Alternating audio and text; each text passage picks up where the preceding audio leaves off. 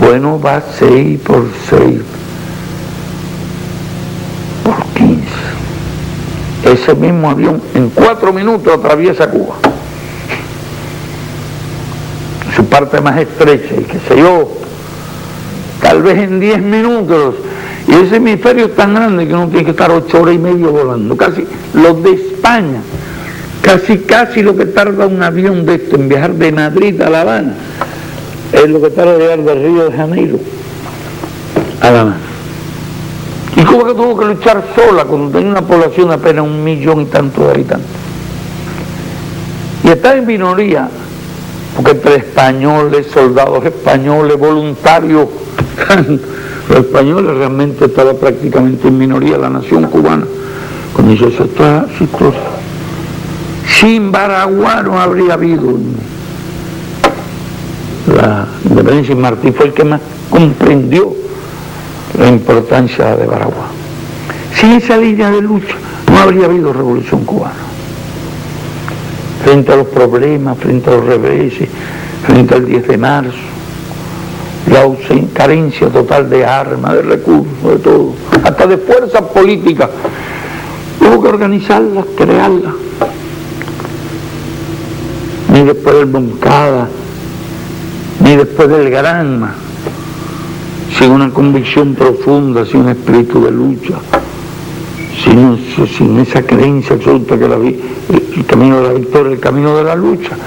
Pretextos habíamos encontrado nosotros cuando nos quedamos allí con 2, cañaveral, y después unos pocos, durante mucho tiempo, sin la intransigencia revolucionaria, sin la firmeza revolucionaria, no existiría revolución cubana. Y lo que frena el imperio es eso, y que sepa que tienen 250.000 para empezar, y después otros 250.000 más.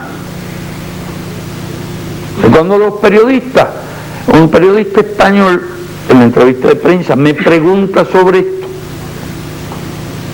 y entonces yo le digo, acordándome yo de España, caramba, la España invadida por Napoleón, el ejército más poderoso de Europa, que destruyó ejércitos imperiales, ejércitos rusos, ejércitos austríacos, ejércitos prusianos, lo destruyó todo, y entonces invadió España. Y la guerra de España empezaron los campesinos, la gente humilde del pueblo empezó su resistencia contra Napoleón. Y yo acordándome mientras el español me hablaba de aquello. Asturiano. Era asturiano, le pregunté de qué parte de España era. Le digo, ¿cuántos españoles murieron en Zaragoza? En el sitio de Zaragoza y la defensa de Zaragoza. Entonces ustedes no se acordaron ni de Sagunto ni de Numancia. ¿Cuántos murieron en la batalla de Bailén? ¿Y cuántos murieron en todas las batallas por la independencia de Napoleón? Si nadie se acordó de Sagunto ni de Numancia. Un poco más atrás, no se lo recordé, pero uno piensa que España luchó 700 años contra los árabes. No se acordaron entonces ni de Sagunto ni de Numancia. Yo les recordé otras cosas, y cuando los nazis invadieron a la Unión Soviética, nadie se acordó de Sagunto ni de Numancia, sino que resistieron para que no llegaran hasta allá, hasta Vladivostok, un costo muy alto, pero salvaron la independencia de su país, salvaron su tierra, salvaron al mundo del fascismo. Digo, cuando a Vietnam la atacaron con 500.000 de soldados yanquis, miles de aviones y de helicópteros y flotas enteras, portaaviones, y resistieron. Nadie se acordó de Sagunto ni de Numancia, sino de la patria y de la resistencia, y salieron victoriosos, y por eso existe hoy un Vietnam independiente.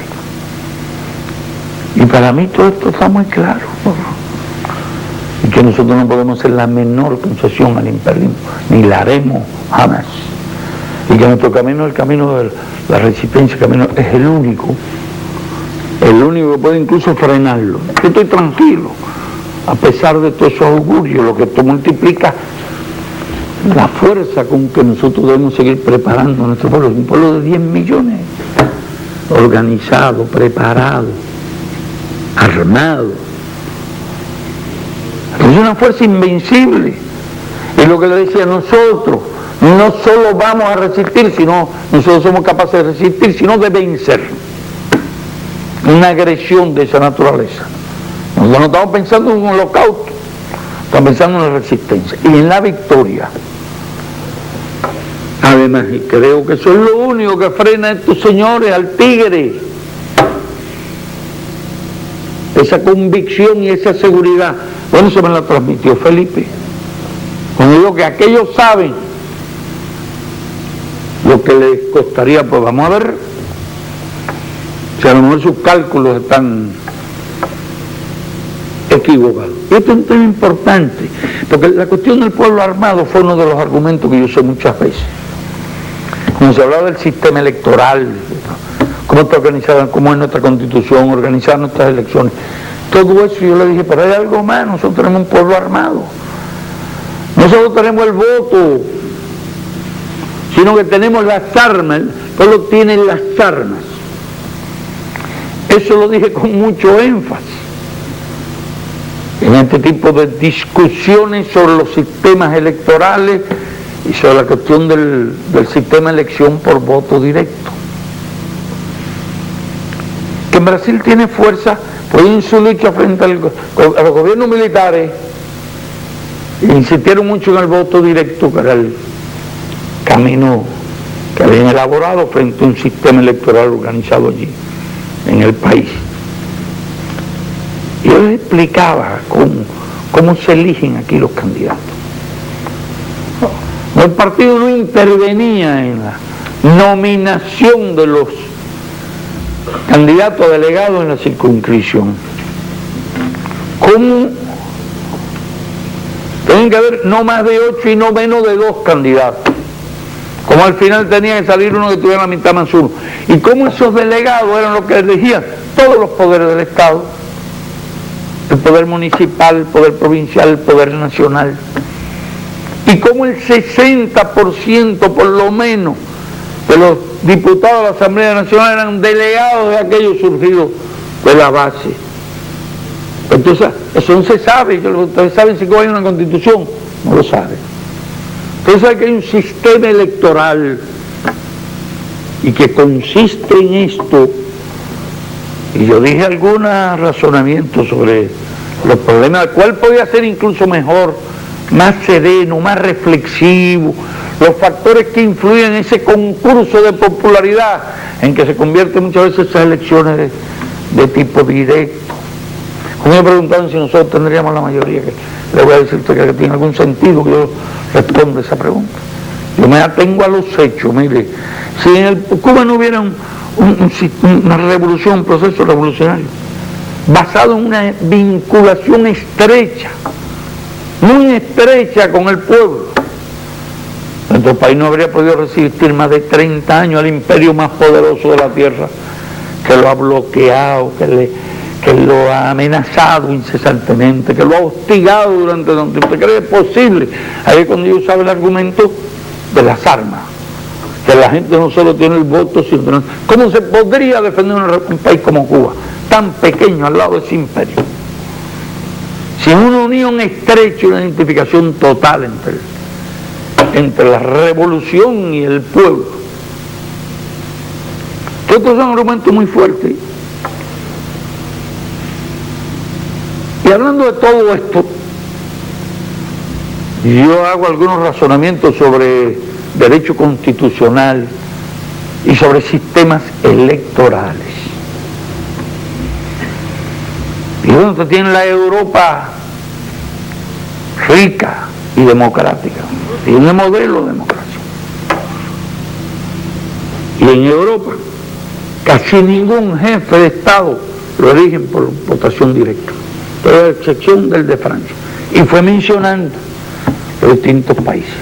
Mencionó España, el rey de España, el jefe de Estado español, ha sido electo por votación directa. La reina de Inglaterra,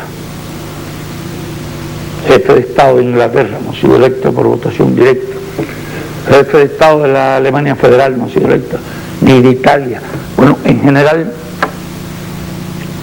con excepción de Francia, le expliqué cómo no existía el mecanismo de la elección directa.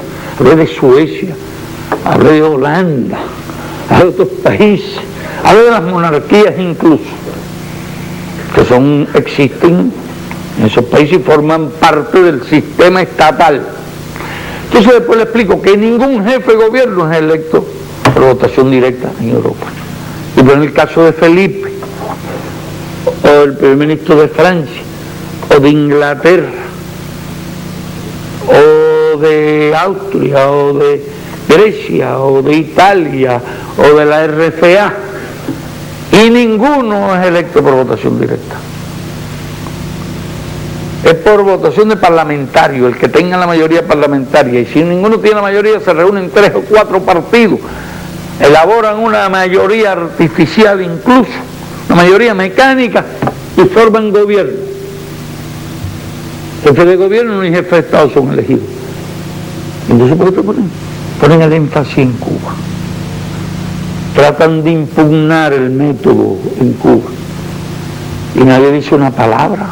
Esto te explico, otros países, Japón, el jefe de Estado. Entonces, te explico como Estados Unidos salían electos los presidentes con el 25% de los votos, que a la mayoría de los americanos le parecía tan insustancial sus elecciones que más del 50% de los norteamericanos no votaban. En la elección de Cuba votaba el 97% de la gente.